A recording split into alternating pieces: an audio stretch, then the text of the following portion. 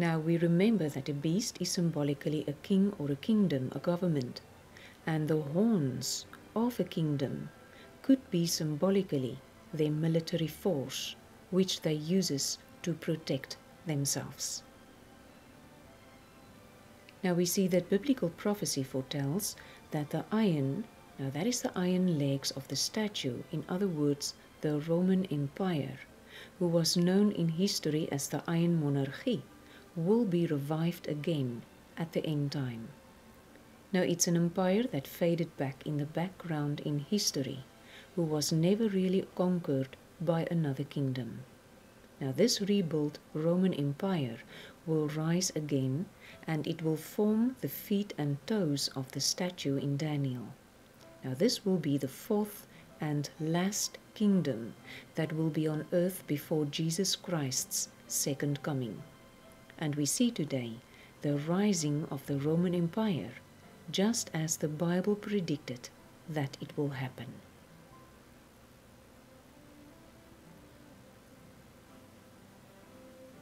Now this is a map of the European Union today in 2009. Now the blue is the European Union countries. And the orange is countries that signed the European Neighbourhood Policy, a treaty with the European Union. Now this is also an ancient map of Rome, the Iron Monarchy, of the Roman Empire. And this is also another map of the old Roman Empire. Now this is the old Roman Empire and the European Union side by side. Now geographically, the European Union rests upon the same terrain where the old Roman Empire was located 2000 years ago. Now as you can see, it matches perfectly. Just as the Bible predicted that the fourth and last kingdom, the revived Roman Empire, will rise again. Now here you can see it for yourself.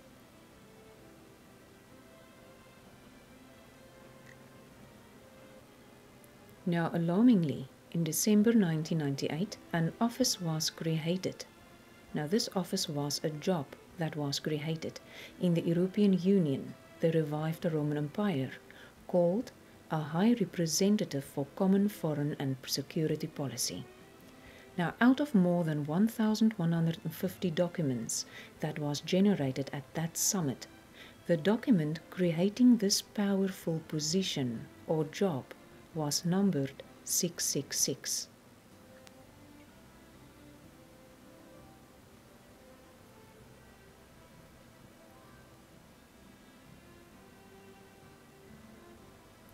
Now this document is known as Article 666. Now this job called for an immediate appointment of a Secretary General of the Council of the European Union and a High Representative for the Common Foreign and Security Policy, the CFSP. Now one of the goals of this office or a job is to preserve peace and strengthen international security as well as in the Middle East. Now the first person to serve this position was a 65-year-old Spaniard by the name of Javier Solana. Now he was a member of the Spanish Socialist Party and also prior head of NATO. Now on the 5th of June 2000, the military wing of the European Union granted Javier Solana emergency powers. Now this gives Solana complete authority over the European Union's military wing, the Western European Union. Now it gives him a complete one man's authority to declare military emergency as he finds it necessary. Now this is Mr. Javier Solana, the European Union Foreign Policy Chief and head of the Western European Union, the military arm of the European Union. Now he's there with Condoleezza Rice and President Clinton.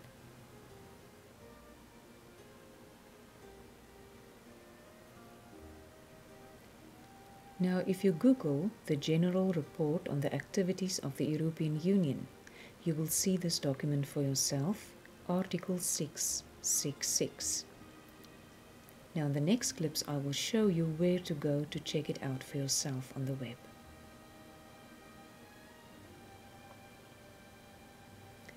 Now, this is the European Union's website. Now, click on Earlier Reports on the top left-hand corner. And the next page will open. And then click on Chapter 5, Role of the Union in the World. And then click on Section 1, Common Foreign and Security Policy. Then click on the next two pages, Next, and again Next. And there you can see it, Article 666.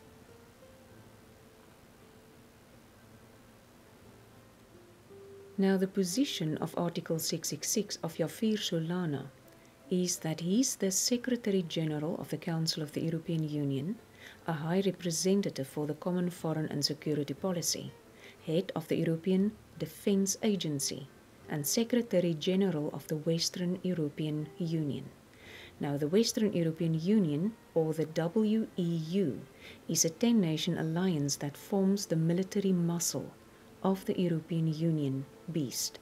In other words, it's the European Union Army.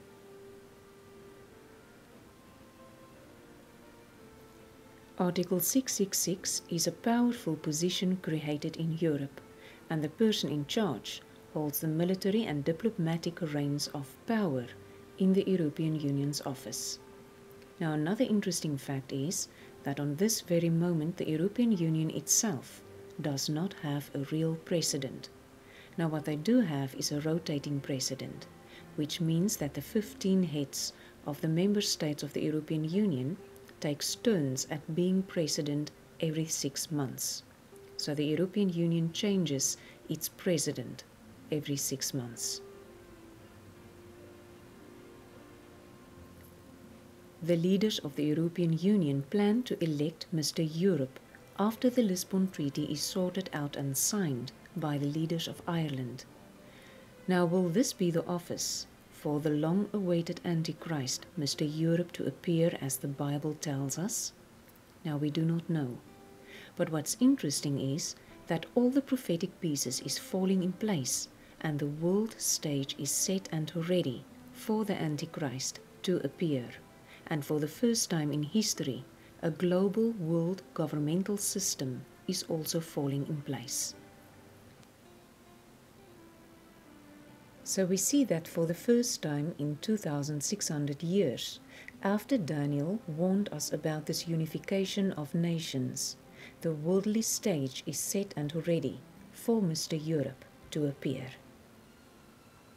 Now, I personally do not think that Javier Solana is the Antichrist, but it's possible that he is paving the way for the Antichrist to appear. It's also possible that this man will resign and that all the power will go in the hands of Mr. Europe, the new emperor of the revived Roman Empire, the European Union. Now, this is a red light flashing and worth to be watched. Now, unknown to many Christians, a 10-nation military alliance appeared in Europe in 1995, called the Western European Union, or the WEU. Now, it's also known as the Brussels Treaty Powers. Now, if these Brussels Treaty Powers are to become the 10 kings that the Bible tells us that will rise with a one-world governmental system, a strong leader or a king will rise to its power. And he will be against Jesus Christ in the Bible, and his government will persecute true Christians. Now, he is known as the Antichrist, and he will become the world's leader.